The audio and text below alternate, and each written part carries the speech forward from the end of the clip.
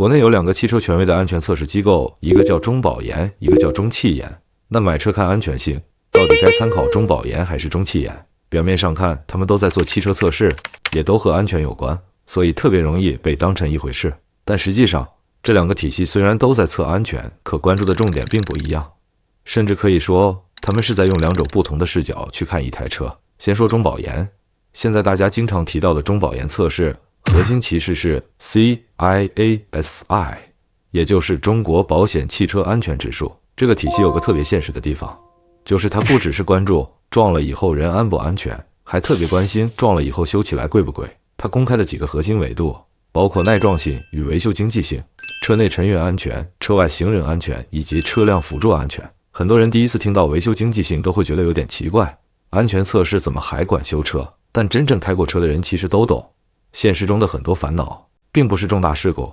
而是那些日常小碰撞，比如低速追尾、倒车蹭墙、停车场刮擦，看起来问题不大，可一进 4S 店维修报价直接让人头皮发麻。尤其现在新能源车越来越智能，车头里塞满了摄像头、毫米波雷达、激光雷达、主动进气格栅等设备，有时候只是保险杠轻轻撞一下，后面却可能牵连一大堆精密零件。以前燃油车时代，很多车主觉得保险杠坏了，换一个就结束了。现在很多新能源车不一样，前边已经不只是塑料壳，而是智能系统的一部分。结果就是看起来没撞多严重，但修起来特别贵。中保研把耐撞性与维修经济性单独拉出来，本质上就是在提醒消费者，安全不只是保命，也包括保钱包。有些车碰撞成绩很好，可覆盖件设计复杂，零整比高，一旦发生事故，维修成本会明显偏高。而且中保研背后本身就和保险行业有关，保险公司每天面对大量真实事故数据，他们非常清楚哪些车维修便宜，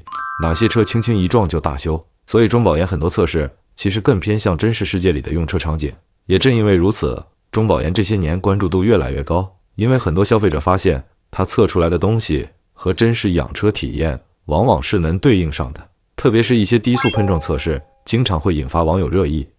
有的车安全成绩不错，但维修经济性却很一般。这时候消费者才会意识到，原来安全不仅是撞了以后能不能活下来，还有撞了以后赔不赔得起。再说中汽研，大家平时更熟悉的是它的 CNCAP， 也就是中国新车评价规程。相比中保研，中汽研更像是一套综合性的新车安全考试，它关注的重点主要是成员保护、行人保护以及主动安全等内容。简单来说，中汽研更想回答一个问题，这台车整体安全能力到底处在什么水平？如果用最接地气的话来理解，中汽研更像是一张新车安全成绩单，中保研则更像是一份事故后的维修账单。前者告诉你这台车碰撞时能不能保护好车里的人，主动安全系统有没有水平，后者则会进一步问一句，如果只是普通事故，它后续维修会不会特别贵？很多网友以前对 CNCAP 有一种刻板印象，觉得它是5星批发部，好像很多车都能拿高分，但实际上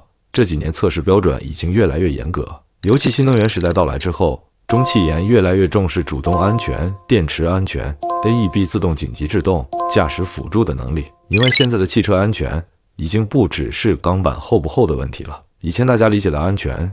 更多是 A 柱会不会变形、气囊会不会弹开、车架够不够硬。但现在新能源车越来越智能，安全开始进入另一个维度，比如高速辅助驾驶能不能识别危险，夜间 AEB 能不能及时刹停，电池在碰撞后会不会热失控，这些都已经变成新的核心指标。尤其是现在很多消费者买新能源车，其实已经不只是买一台交通工具，而是在买一台大型智能终端。那安全自然也不再只是机械安全，而是电子系统、主动防护和智能算法一起组成的新体系。这也是为什么有些车型在中汽研成绩很好，但到了中保研又会引发另一种讨论，因为他们关注的问题本来就不是完全一样。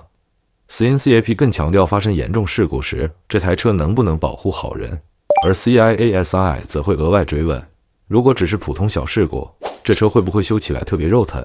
举个很现实的例子，现在很多新能源车为了提高智能驾驶能力，会把大量高价值传感器放在车头最前面，这确实提升了主动安全能力。但问题是，一旦发生低速碰撞，这些精密设备也可能跟着一起受损，最后结果就是人没事，车也能修，但维修报价直接上万元。所以中保研和中汽研其实根本不是谁替代谁的问题，而是互相补充。真正懂车的人很少只看一个测试结果，因为汽车安全本身就不是单一维度，你不能只看碰撞成绩，还得看维修成本，不能只看车硬不硬，还得看后期会不会修不齐。尤其新能源时代之后，维修经济性会越来越重要，因为电子化程度越高，很多零件也会越来越贵。未来甚至可能出现一种情况，车价本身不算高，但维修和保险费用却越来越高。所以买车到底该看重保研还是中汽研？其实最实用的答案很简单，两个都看。先通过中汽研了解这台车整体安全水平怎么样，